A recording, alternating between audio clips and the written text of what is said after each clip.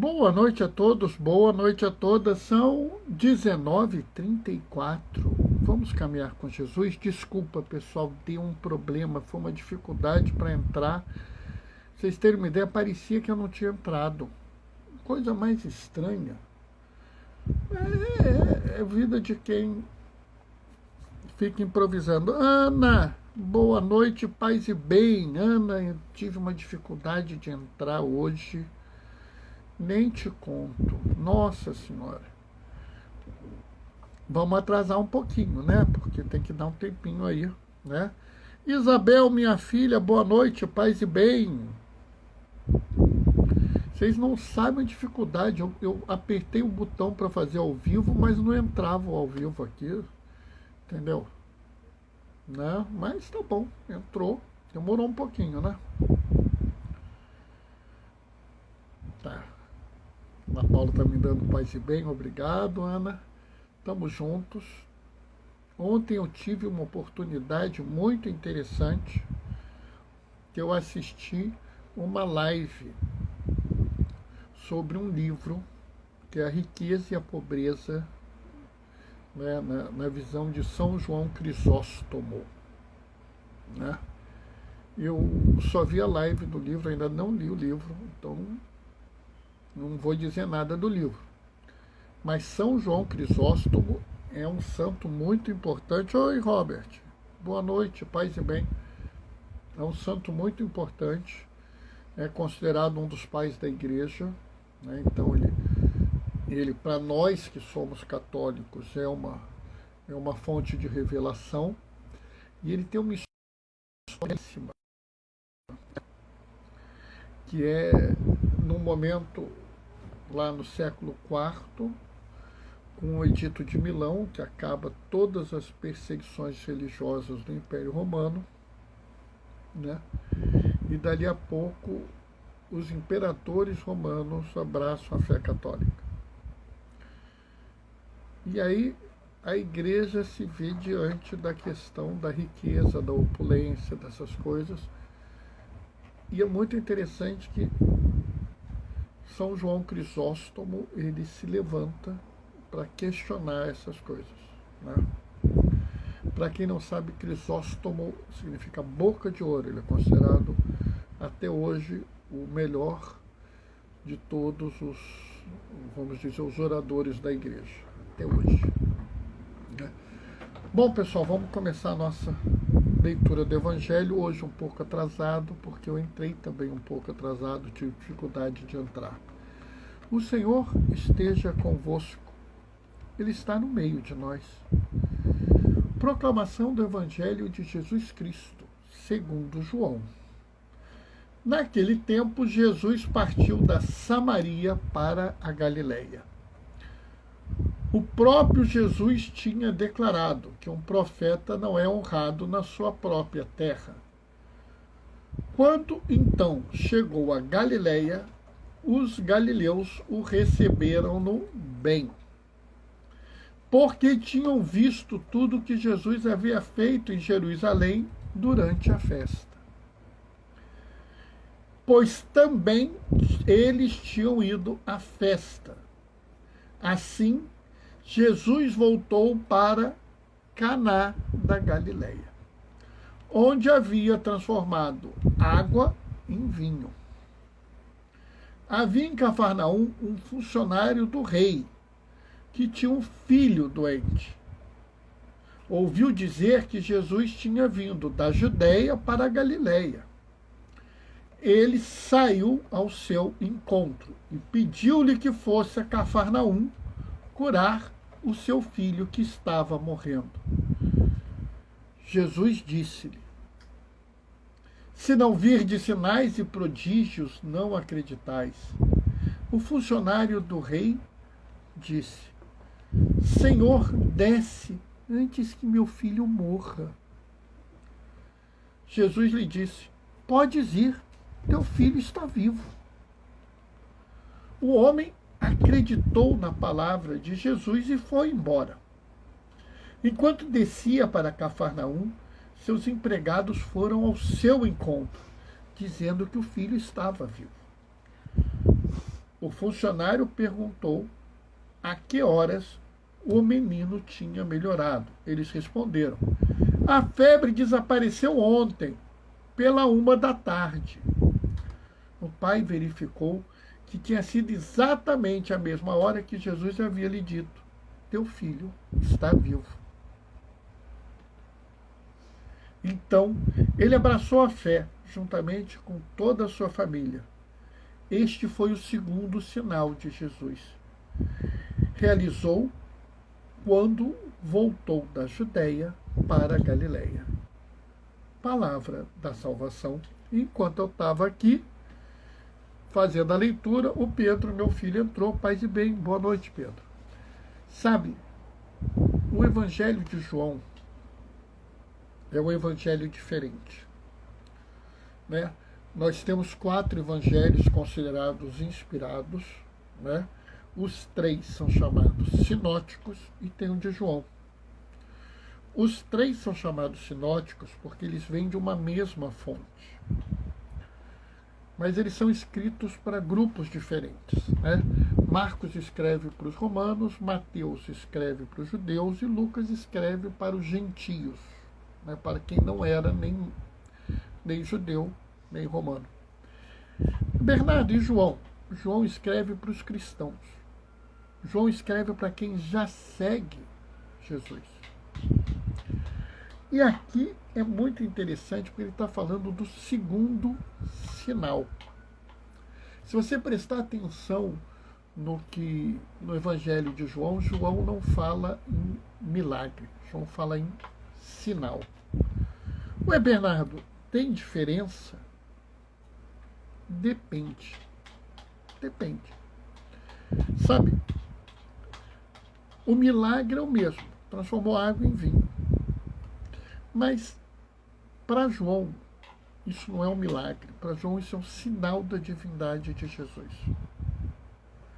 E esse sinal existe porque você precisa acreditar nessa divindade.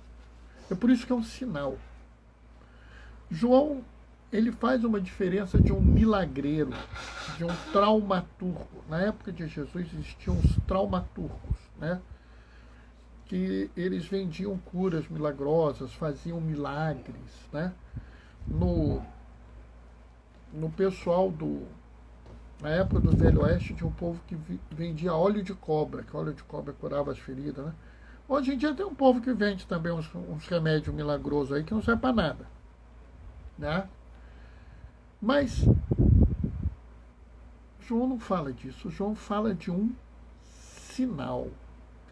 E aqui é muito interessante, porque se você pegar a primeira leitura, que é a leitura de Isaías, né?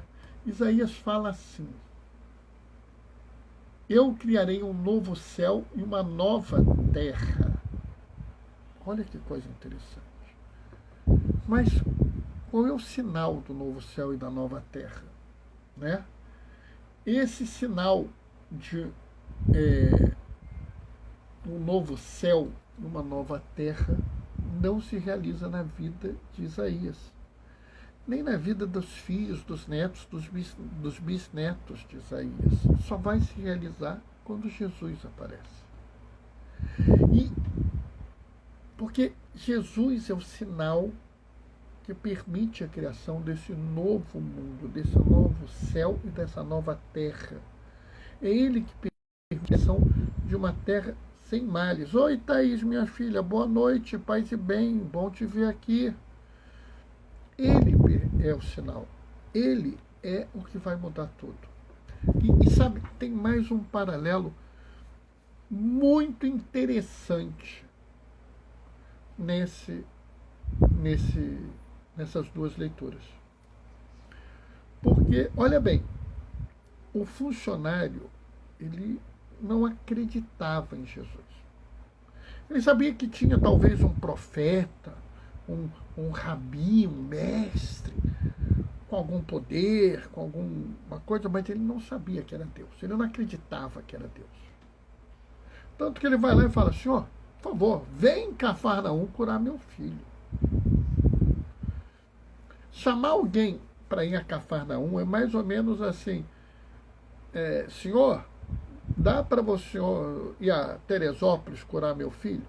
E lembra que Jesus andava a pé. Jesus não tinha cavalo, não tinha carro, moto, avião, nada disso. Jesus andava a pé e descalço. Então é uma caminhada enorme. Mas esse homem não tem nenhuma preocupação. Ele quer ir lá e quer curar o filho. E é interessante que Jesus fala assim: mas se não tiver nenhum sinal, nenhum prodígio, você não acredita? E ele fala: Senhor, vai lá antes que meu filho morra. Quando ele fala isso, ele está dizendo a Jesus: eu quero acreditar. Eu preciso acreditar no Senhor. Mas eu preciso ver meu filho curado. E aqui tem uma coisa muito interessante. Vou voltar lá em Isaías. Tá? E lá em Isaías, é o capítulo 65, o versículo 20. Olha que coisa interessante. Ele está falando do novo céu, da nova terra, da terra sem males. E ele põe uma das características da terra sem males. Qual é? Ali não haverá crianças condenadas a poucos dias de vida. É muito interessante que um dos sinais do novo céu e da nova terra de Isaías é que não haverá crianças condenadas a poucos dias de vida. No Evangelho de hoje, Jesus é chamado a curar uma criança. Sabe por que disso? Você sabe o que valia uma criança na época de Jesus? O mesmo que uma mulher. Ou seja, nada. Não era nem contado como pessoa na sinagoga. Ah, Bernardo, mas então o que quer dizer isso? Que nesse novo céu, nessa nova terra, nesse ideal que Jesus nos traz e que nos chama a realizar no mundo, aqueles que são frágeis têm que ser cuidados. Aqueles que são desprezados têm que ser protegidos. Aqueles que sofrem preconceito têm que ser acolhidos. Então, existe, sim, o segundo sinal, aquele sinal lá maravilhoso, que Jesus fala: teu filho está vivo e a criança fica curada. Mas há um novo sinal, que não é novo no tempo, mas que nós temos que trazer esse sinal para a nossa vida. Esse novo sinal é o sinal do nosso compromisso com as pessoas frágeis da sociedade. Observe bem, esse compromisso é um compromisso integral. Ele não é um compromisso pela metade. O que eu quero dizer com isso? Nós precisamos exigir, buscar, insistir por políticas públicas que protejam os mais frágeis. Precisamos. Nós precisamos agir dentro das nossas possibilidades por aqueles que são mais frágeis e protegê-los, cuidá-los, garantir a dignidade, a vida, até se necessário, levando a uma situação onde nós temos que erguer uma voz profética. Mas nós temos também que rezar por eles, para que eles possam encontrar carinho, cuidado, proteção. Nós temos que rezar por nós, para que nós não cansemos, que nós não desistimos, que nós não fiquemos desanimados, que nós não fiquemos desacreditados. Isso não dá em nada. Nós precisamos rezar por aqueles que têm condição de mudar a realidade, para que eles se sintam inspirados. Ou seja, não é só oração, não é só ação, não é só um compromisso social e político. Nós temos que agir de forma integral. Se alguém pode dar esse exemplo no mundo, somos nós.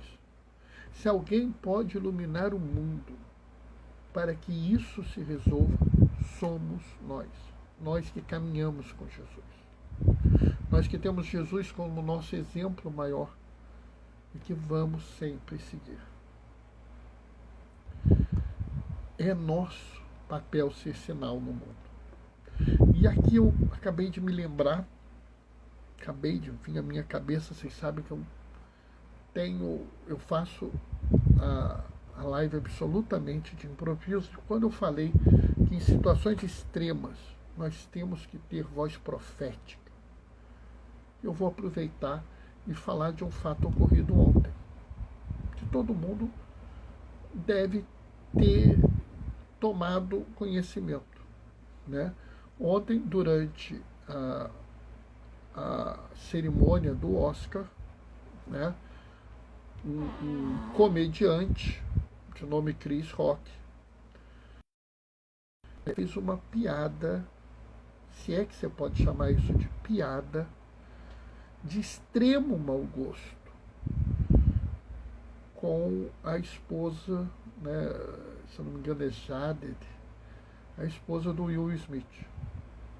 A esposa do Will Smith tem um problema, ficou totalmente careca, e esse homem fez uma piada, se é que você pode chamar isso de piada, de mau gosto.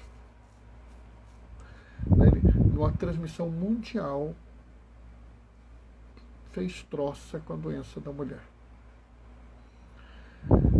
Não há justificativa para isso. Você não pode fazer uma piada que humilhe uma pessoa, uma piada que expõe uma doença de uma pessoa em situação nenhuma. Não é justo isso. Will Smith se revoltou. E aqui eu quero deixar claro que ele está errado. Ele tinha todo o direito de se revoltar. Ele deveria sim se levantar e criticar pesadamente o Chris Rock, né? Exigir dele uma retratação, mas ele não podia fazer o que ele fez. Ele deu um tapa na cara do Chris Rock. Nada justifica a violência, pessoal.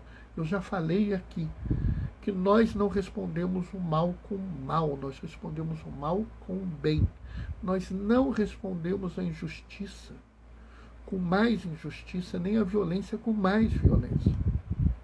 Ser profeta não é ser violento.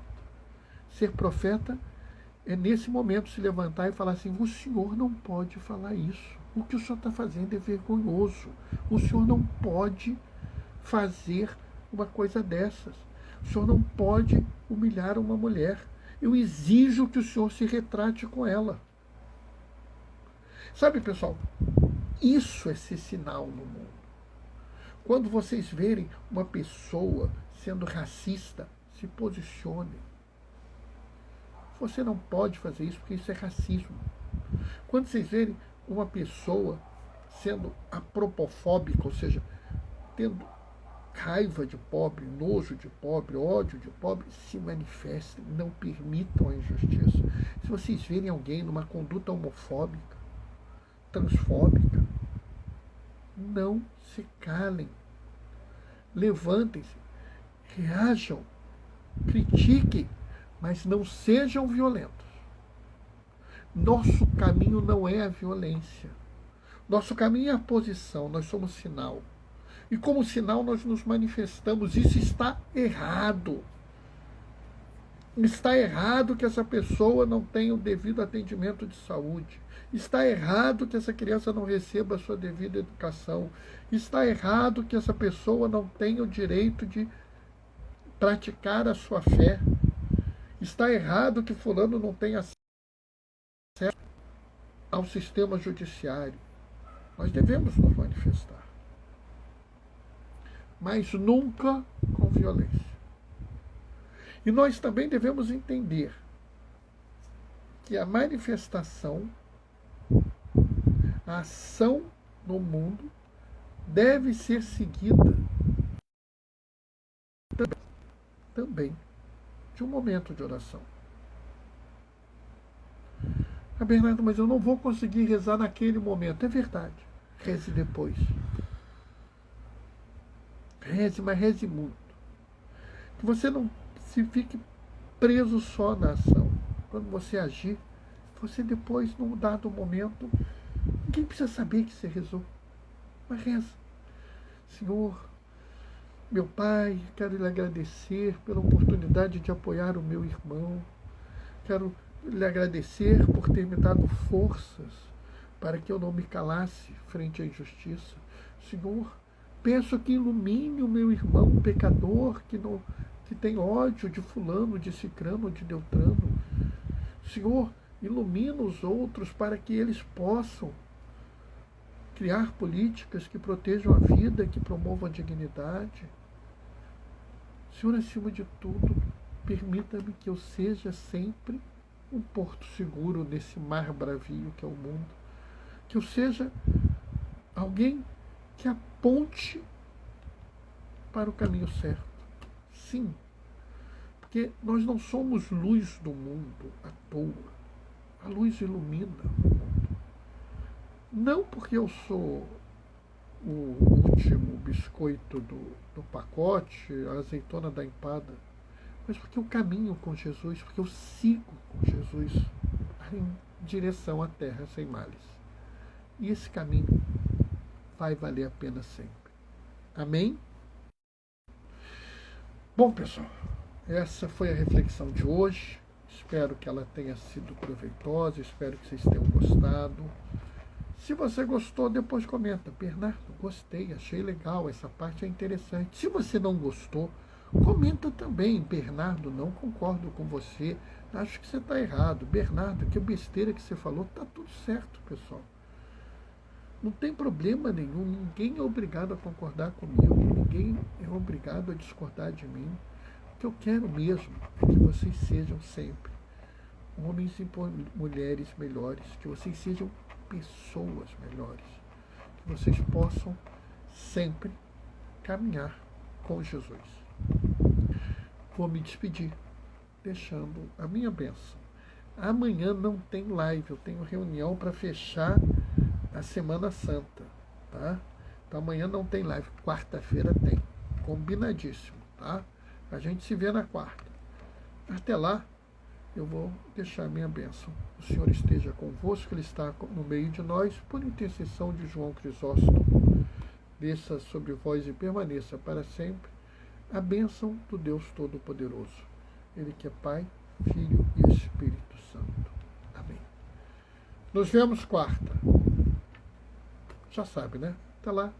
Beijos e bênçãos. Tchau, tchau.